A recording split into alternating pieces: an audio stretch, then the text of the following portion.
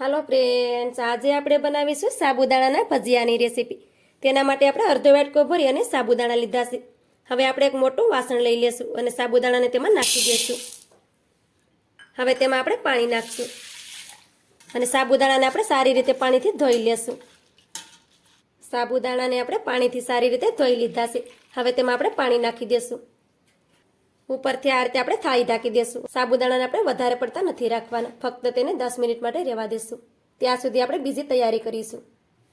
હવે આપણે એક મોટું વાસણ લઈ લેશું અને આ રીતે આપણે ખમણી લઈ લેવાની છે. તો આપણે એ 3 બટેટાને આ રીતે બાફીને લીધા છે. તેની સેલ છે તે મેં કાઢી લીધી હતી. હવે બટેટાને આપણે આ રીતે ખમણી લઈએ.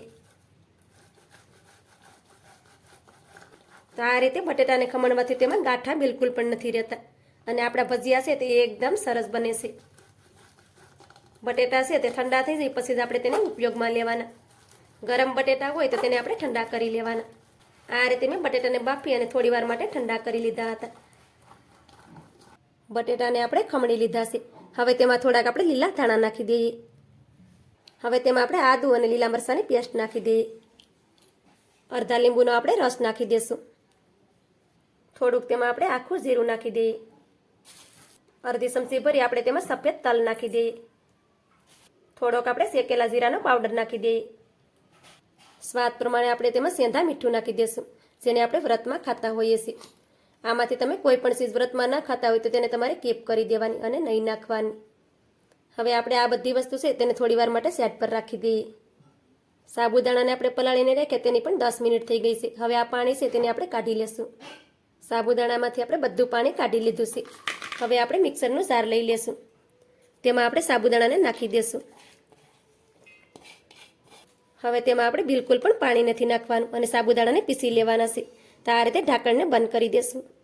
સાબુદાણાને પણ આપણે સારી રીતે પીસી લીધા છે, તમે જોઈ શકો છો. હવે તેને પણ આપણે બટેટા ભેગા નાખી દઈશું.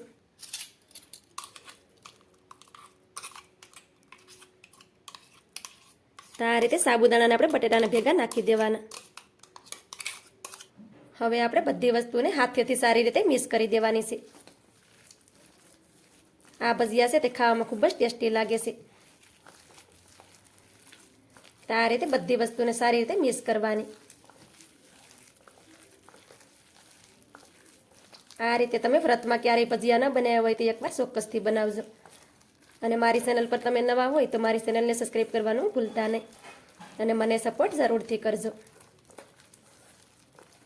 આ રીતે તમે જોઈ શકો છો કે બધી વસ્તુને આપણે સારી રીતે મિક્સ કરી દીધી છે. આ રીતે બેટરને હાથમાં લઈ અને તમે શેક કરી શકો. તમે જોઈ શકો છો કે તેમાંથી આ રીતે ભજીયું છે તે આસાનીથી પડી જાય છે. હવે આમાંથી આપણે ભજીયા બનાવી લેશું. તેના માટે આપણે તેલને પણ ગરમ કરવા માટે રાખી દીધું છે. તેલ પણ આપણું સારી રીતે ગરમ થઈ ગયું છે. હવે આ રીતે વાટકામાં થોડું પાણી લઈ લેવાનું અને હાથને આ રીતે પાણીવાળો કરી લેવાનો, જેથી કરી બેટર આપણા હાથમાં ન ચોટે. હવે આ રીતે થોડું થોડું બેટર લેતા જઈએ અને બેટરને આપણે આ રીતે કડાઈમાં નાખતા જઈએ. તો કડાઈમાં જેટલા હમાય એટલા ભજીયાને આપણે કડાઈમાં નાખી દઈશું. તો આ રીતે ભજીયાને આપણે નાના પાડવાના, જેથી કરી ભજીયા આપણા ઉપરથી એકદમ ક્રિસ્પી બને. ગેસની ફ્લેમને આપણે ધીમી રાખીશું, જેથી કરી ભજીયા આપણા અંદર સુધી સારી રીતે સડી જાય અને ભજીયા ઉપરથી એકદમ ક્રિસ્પી બને. તો આ રીતે ભજીયાને આપણે થોડા થોડા સેટાસ પાડવાના, જેથી કરી એકબીજા ભજીયા સાથે ચોટી ન જાય.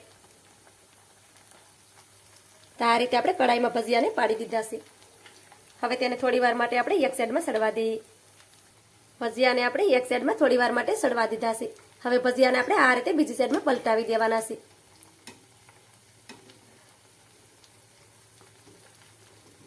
તો આ રીતે મેં બધા ભજીયાને બીજી સાઈડમાં પલટાવી દીધા છે.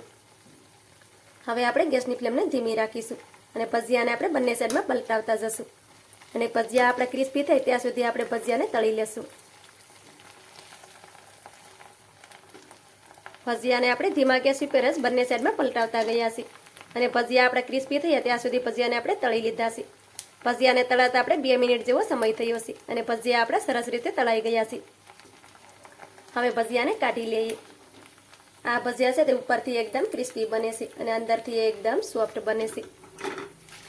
તો થોડી વાર ઝારામાં ભજીયાને લઈ અને ઝારાને આ રીતે હલાવવાનું, જેથી કરી વધારાનું બધું તેલ નીકળી જાય. તો આ રીતે ભજીયાને તમે જોઈ શકો છો કે તેમાં રહેલું બધું તેલ નીકળી ગયું છે અને ભજીયા આપણા એકદમ ક્રિસ્પી બન્યા છે. હવે ભજીયાને આપણે એક થાળીમાં લઈ લઈએ અને આ જ રીતે આપણે બીજા ભજીયાને પણ તળી લઈએ. આ રીતે આપણે બધા ભજીયાને તળી અને રેડી કરી લીધા છે. તો ભજીયાને તમે જોઈ શકો છો કે ભજીયા આપણા ઉપરથી એકદમ ક્રિસ્પી બન્યા છે. આ ભજીયાને તમે ફરાળી ચટણી સાથે પણ ખાઈ શકો છો અથવા તો આ ભજીયા છે તે એકલા પણ ખાવામાં સરસ લાગે છે. આ ભજીયા ઉપરથી એકદમ ક્રિસ્પી બને છે અને અંદરથી એકદમ સોફ્ટ બને છે.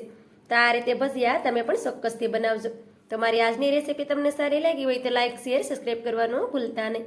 તો મળીશું એક નવી રેસીપીની સાથે. ત્યાં સુધી બધાને જય માતાજી.